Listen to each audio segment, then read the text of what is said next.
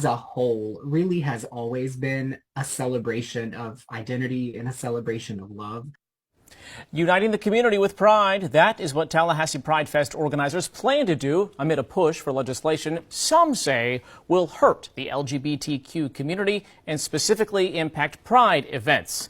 LGBTQ advocacy group Equality Florida even issuing a travel advisory warning of risks to the health and safety of members of that community in the state. But that is not stopping this weekend's festivities at Clayman Plaza. ABC 27's Kendall Brandt spent the day speaking with organizers of Pridefest and hearing from the bill's sponsors. Kendall, why is the event organizer saying that this weekend's festival is important?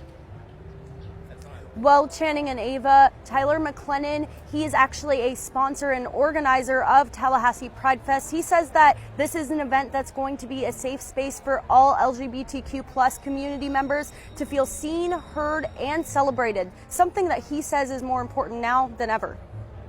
It is concerning, and it's, again, I think, part of that necessary visibility and representation with our voices being at the table.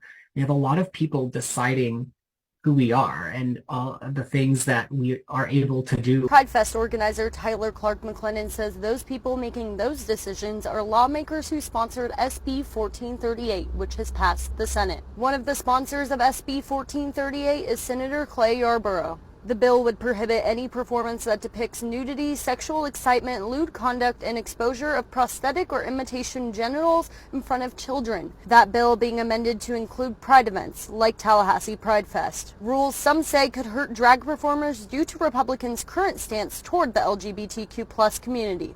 But Yarborough says this is not about that community.